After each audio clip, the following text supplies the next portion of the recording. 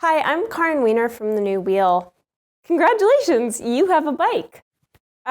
We're really excited for you, mostly because we just believe so deeply that getting around by e-bike is so much fun, or having fun by e-bike is so much more fun than just regular old fun. Anyways, one part of the whole experience that you'll need to have in order to have a great time is just the right information. And so this video is kind of an intro to the mechanicals and electronics about your bike. I'm going to go through everything from tires and brake pad maintenance, right down to how to make an appointment at the shop. Your tires are filled with air, and that air naturally leaks out all the time, just a tiny bit. So once a month, check your tire pressure and refill to the proper pressure.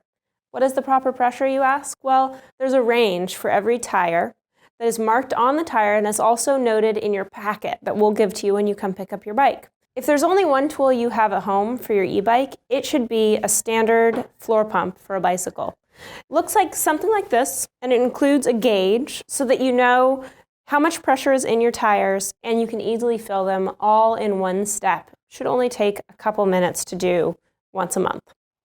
So there are a couple different types of valves, presta and schrader. A presta valve is the more complicated, and that's what this is, and it requires that you unscrew the end of the valve, check that it's open, and then pump up. On a schrader valve, it looks exactly like your car valve, and it doesn't require any extra unscrewing. You apply the pump, and then pump it up.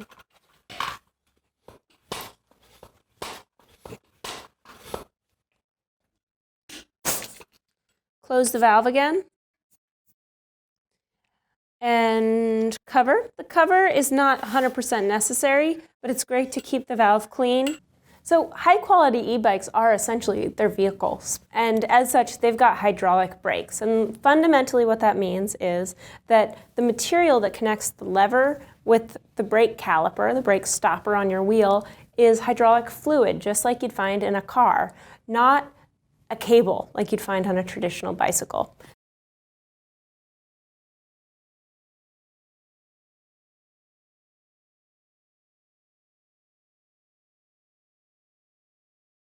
Now, it's really important to know how they should feel, because it is a certain feel. They should feel even, and you should always be using both the front and the rear in tandem. When you're going down a hill, the front brake, which is on your left side, gives you strong braking power, and the rear brake gives you stability. The beginning of the lever pull should feel sort of slack, and it's intended to be that way. Then the brake engages about halfway through the pull, and you should be able to completely stop long before your lever gets too close to the grip. On a great number of the bikes, there is front suspension, and you'll notice on your front suspension that there's a little dial that says lock and unlock. That's designed so that if you should ever want to not have suspension, you can actually flip that switch and you don't have suspension.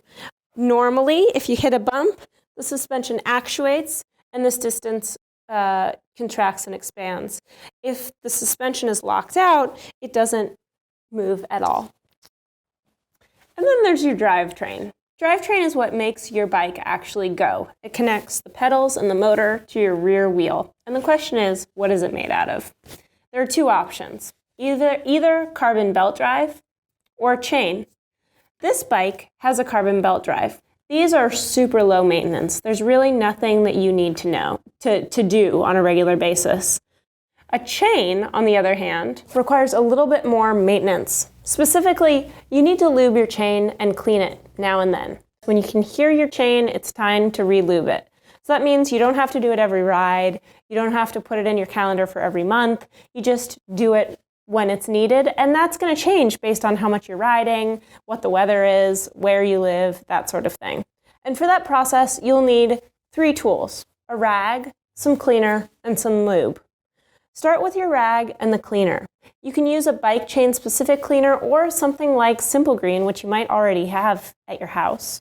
Spray it on the rag, not on the chain, and you're going to clean the whole chain just to get the kind of muckety muck off the outside parts of the chain. Then the chain is ready to be lubed. You're going to apply a drop of lube across all the lengths of the chain. Then you take the rag again, and with a clean section of it, you remove any excess oil from the outside of the chain. And then you're done.